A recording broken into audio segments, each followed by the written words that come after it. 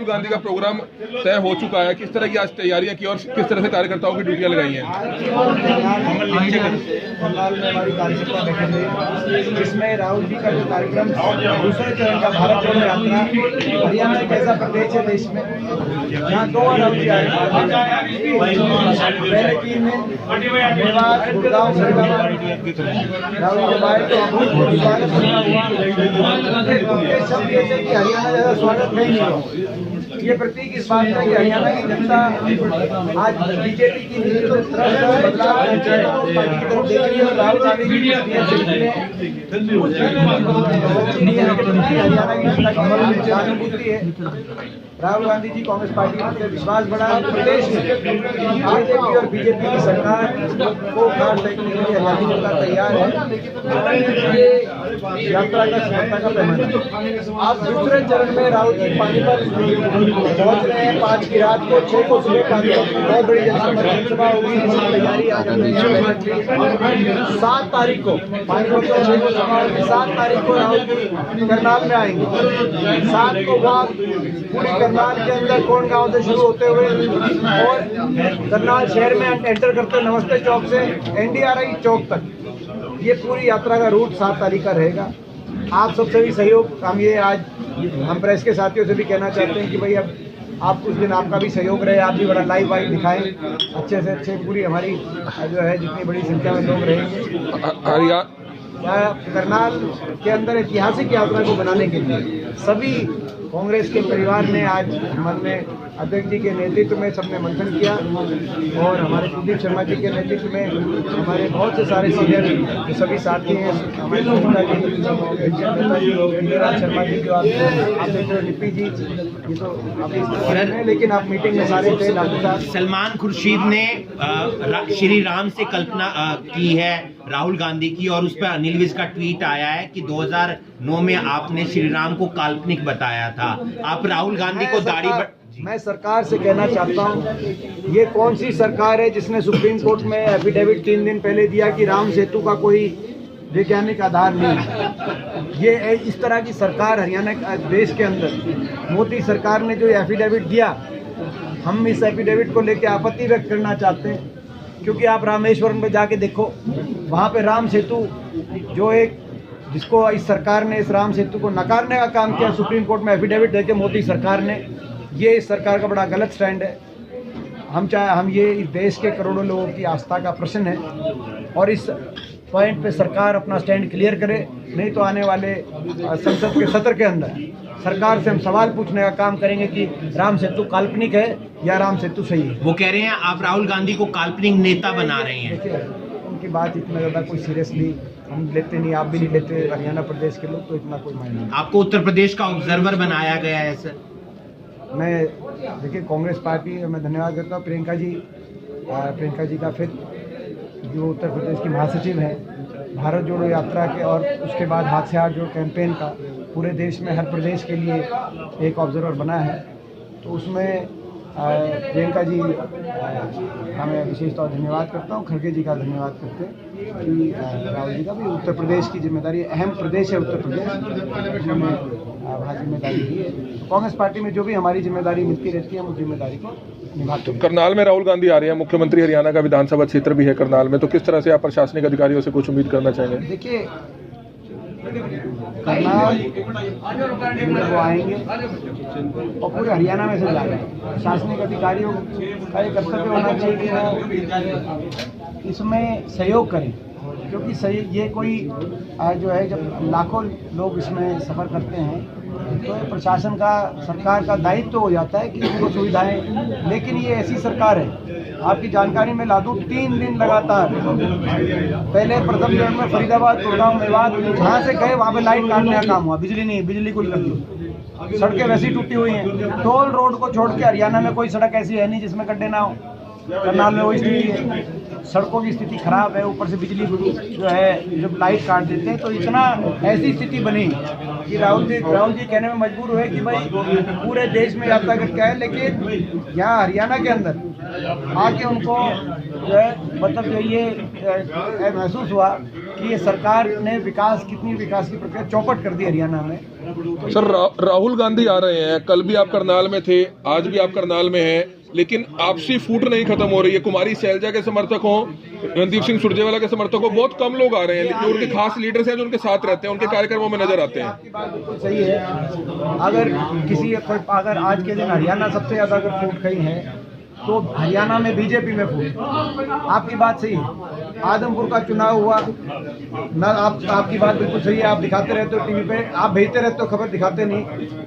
लेकिन वहाँ पे ना राहुल जीत आए, ना कृष्ण पाल गुर्जर आए, ना अरविंद शर्मा वोट मांगने आए। अरविंद शर्मा जी कह रहे हैं कि मुख्यमंत्री जी ने समझ नहीं है। ना धर्मवीर सांसद आए, इनके आधे ज्यादा विधायक नहीं आए। इतनी बड़ी फूट, इस स्तर पे फूट की चर्चाएं चल रही है कि मुख्यमंत्री जी आज हटेंगे, कल हटेंगे। मुख्यमंत्री जी को कहना पड़ रहा है मैं कहीं नहीं जा रहा, मैं यही हूँ। ना किरण चौधरी आई, ना कुमारी शैलजा आई वहाँ पर। आप ऐसे आपकी जानकारी आप ठीक करिए। सभी विधायक वहाँ पे आए, सभी के समर्थन हम धन्यवाद करना चाहते हैं।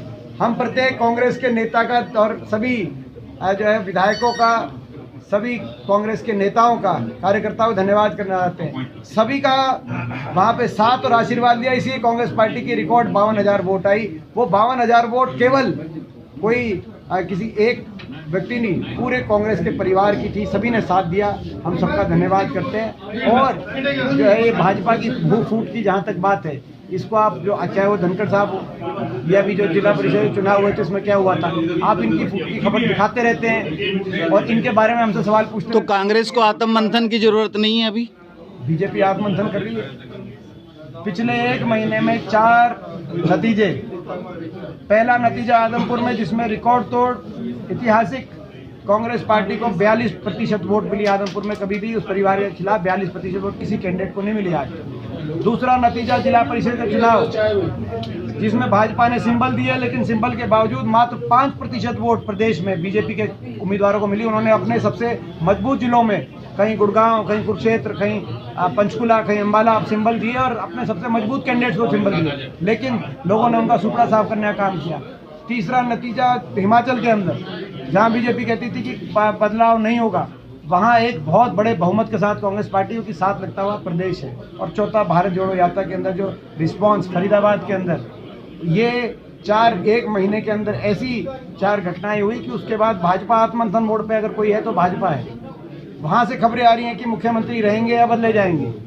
ये अगर मुख्यमंत्री जी की लोकप्रियता होती और सरकार की लोकप्रियता होती तो ये चर्चाएं नहीं होती, बिना आग के धुआं नहीं उठता।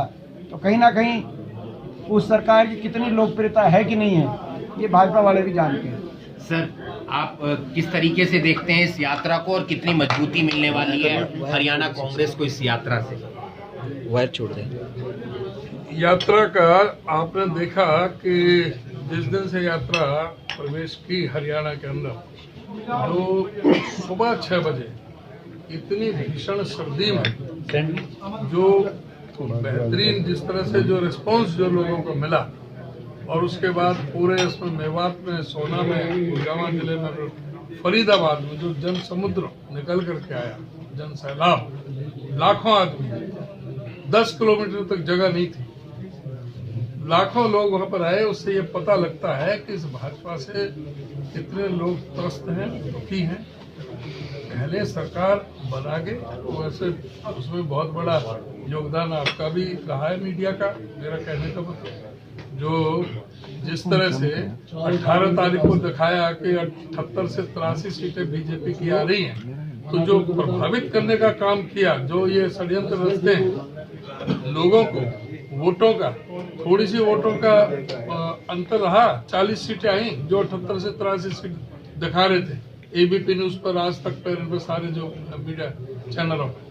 तो उससे जो वोट प्रभावित हुई वो 83 की तो 40 रहेगी। हाँ, वो 40 नहीं रहती। अगर सही आईना दिखाते तो 25 से ज्यादा सीट बीजेपी की नहीं थी। हमारी 15 सीट थोड़ी थोड़ी वोटों से हारी, और उसका मेन कारण ये रहा। और अब जो है हम ये दावा कर सकते हैं कि उन्होंने तो 75 पार नारा झूठा दिया था, हम 80 पार करके दिखाएंगे और ये बीजेपी सिंगल डिजिट पर है। अंदर कलह खत्म होगी इस यात्रा के बाद? कोई कलह है ही नहीं। जहाँ कलह है वहां तो आप बात कर नहीं रहे। हमारे पार्टी में कोई कला नहीं है, सारा स्मूथली चल रहा है। तो संगठन का निर्माण होगा फिर? जो अभी उनकी बात कर रहे थे, करण चौधरी भी वहाँ थी मेवात पे, उसमें आपने देखा करण चौधरी भी थी, बेटी भी थी, श्रुति भी, रणदीप सुरजेवाला भी थे, शैलजा भी थे। कौन सा नेता नहीं था, कौन सा एक सिंगल आदमी? और यहाँ बीजेपी की सारी रैलियों में, सारे जलसा में सभी आते हैं। ये खुद आपका जो करनाल का जो सांसद है, क्या वो गए थे आदमपुर के चुनाव में?